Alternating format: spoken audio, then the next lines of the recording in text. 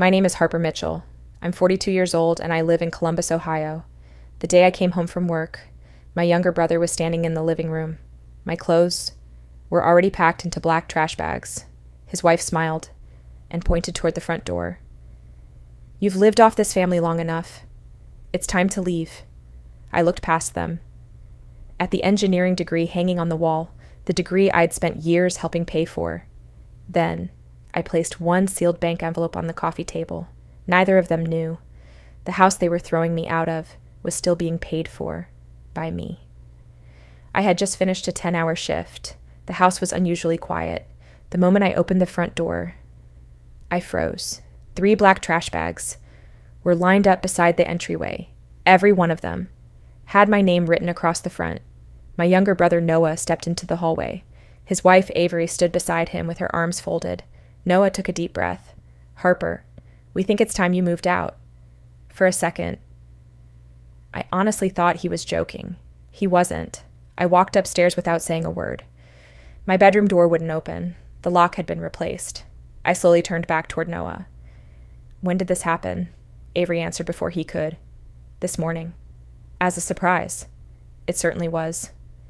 I noticed a new paint sample taped to my bedroom wall. Soft yellow. Tiny clouds. Avery smiled proudly. This room is going to be our nursery. I looked around. There wasn't a crib. There weren't any baby clothes. She wasn't even pregnant. The room wasn't needed. It was being taken. Noah crossed his arms. You've lived here long enough. You should start supporting yourself. I stared at him. For 24 years, I'd worked 2 jobs without complaining, yet somehow I had become the burden. I looked toward my mother, Elaine. She sat quietly in the dining room. Her eyes never met mine. Finally, she whispered, Please don't make today harder than it already is. Not once. Did she ask if I was okay? Sometimes silence hurts more than words. Avery placed a folder on the kitchen table. Inside was a typed agreement. It said I had 2 hours to leave. It also said I would give up any future interest in the property. I read that sentence twice. Then I noticed something strange. The document included the home's official parcel number. Only someone with mortgage records could have found that. Before packing the last of my things, I walked into the garage. My father's old wooden desk was sitting in the corner, covered in dust. It used to stand proudly in his office. Now, it had been pushed aside, just like everything else that reminded them of him. I didn't argue. I didn't cry. Instead, I reached into my purse, pulled out one sealed envelope from the bank, then I placed it quietly on the coffee table. Noah looked confused. Avery barely glanced at it. Neither of them opened it. That was their biggest mistake. I picked up one suitcase, then Dad's old toolbox. Nothing else. As I reached the front door, Noah said, I hope one day you understand. I stopped for just a second. Without turning around, I quietly replied, No. I hope one day you do. Then I walked outside, already knowing something they didn't. By Monday morning, the bank would be calling them. As I drove away, I couldn't stop thinking about another day. I was 18, accepted into one of Ohio's best nursing programs. I even had a full scholarship. My future was already waiting for me. Or so I thought. The night before enrollment, Mom sat beside me at the kitchen table. She held my hands and quietly said, Harper, Noah still needs us. Just postpone college for 1 year. After that, you can go. I believed her. That 1 year became 24. 3 weeks earlier, Dad had died unexpectedly. Everything changed overnight. Mortgage bills, hospital expenses, funeral costs. Someone had to keep the family together. Mom looked at me. Not Noah. Me. The first year passed quickly. Then Noah needed braces. The year after that, he needed tutoring. Then came basketball camps, SAT classes, college visits. Every time I mentioned nursing school, another emergency appeared. My dreams were always next year. While Noah studied, I worked, grocery store before sunrise, diner until midnight. Sometimes I'd sleep 4 hours, then do it all again. No one called me successful. They called me dependable. The summer Noah started college. Mom cried at the kitchen table. We're short, just 1 semester. That afternoon, I emptied almost every dollar I'd saved. Noah never knew. He thought Mom had paid. I let him believe it. 4 years later. I sat quietly in the back row. Noah walked across the stage. Then he hugged Mom and proudly said, "I couldn't have done this without you." Everyone applauded. So did I, even though my name was missing from the story. A few months after Dad died, Aunt Janice visited. Years later, she finally confessed something. "I wrote you a letter. I offered you a place to live and money to finish nursing school." I stared at her. I never got it. Her face turned white. Mom had hidden it. That night, I remembered cleaning Mom's sewing cabinet years earlier. There had been an unopened envelope. My name was written across the front. I never opened it. Mom said it was old paperwork. Now, I knew better. The following Monday, my phone stayed silent, but I wasn't waiting for a call. Someone else was, because for the first time in 17 years, I had canceled the automatic mortgage payment, and somewhere across town, a bank system had already noticed. Monday morning, Noah's phone finally rang. It was the bank. He answered confidently. "There must be a mistake." The mortgage payment had failed. For the first time in years, there wasn't enough money. Noah called the bank back. A mortgage officer named Connor Blake answered. Noah said, "I'm the homeowner." Connor paused, then calmly replied, "I'm sorry, sir. You're not listed on this loan." Noah frowned. "What do you mean?" Connor continued. "The active mortgage is under 2 names. Elaine Mitchell and Harper Mitchell." Noah laughed. "That's impossible." Connor didn't argue. "I'm simply reading the legal records." Everything Noah believed started falling apart. Noah immediately called Mom. "Why is Harper's name on the mortgage?" Mom didn't answer. Finally, she whispered, "Because she helped save the house." It was the first honest sentence she'd spoken in years. Mom slowly admitted everything. After Dad died, the bank refused to refinance. She couldn't qualify a loan. At just 21, I signed the loan beside her. Then, I spent the next 17 years making almost every payment. Noah couldn't believe it. Neither could his wife. Mom opened an old filing cabinet. Inside was Dad's life insurance paperwork. Connor had been right.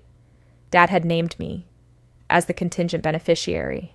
That small policy became the down payment that kept our family home alive. Dad had protected us. I simply carried it forward. Noah kept searching. Inside another folder, he found canceled checks, tuition payments, dorm deposits, textbook receipts. Every single one had my name on it. He slowly sat down. His college education hadn't been paid for by Mom. It had been paid for by me. Noah picked up his graduation album. There was a picture of Mom hugging him. I was standing in the background, smiling, clapping, invisible. For the first time, he looked at that photo and saw me. That evening, Noah opened Avery's laptop. He wasn't looking for evidence. He was looking for answers. Instead, he found dozens of photographs, bank statements, mortgage documents, property records. She had known the truth for months. She never told him. Then Noah found one final file, a partially completed home equity loan application. The attached documents had been edited. My financial records had been copied. My signature had been removed. For the first time, Noah realized throwing me out wasn't just cruel. It had been the first step in stealing a house that legally wasn't his. I spent the night at my friend Olivia Hayes' apartment. The next morning, we sat in her law office. She quietly read every document I'd brought. Then she looked at me. "Harper, you've been treating this like a family disagreement." "It isn't. It's a property case." I finally opened Dad's old envelope. The paper had yellowed with age. His handwriting hadn't. "If you're reading this, I'm sorry I couldn't stay long enough to protect you." My hands started shaking. There was more. Dad wrote about my nursing scholarship. He knew how hard I'd worked. Then one sentence broke me. "Promise me you won't give up your future for ours." Tears filled my eyes. I'd spent 24 years doing exactly what he'd hoped I never would. Folded inside the letter was a small savings bond. Dad had bought it years before. It wasn't worth much. But the note attached to it read, "For Harper's nursing school." After all these years, Dad was still cheering me toward the life I'd left behind. Olivia opened her laptop. "I want to show you something." It was an adult nursing program, evening classes, weekend clinicals, designed for working adults. I stared at the screen. For the first time in decades, my dream didn't feel impossible. It felt unfinished. That afternoon, there was a knock at Olivia's office. It was Noah. He looked exhausted. He quietly said, "Can we talk?"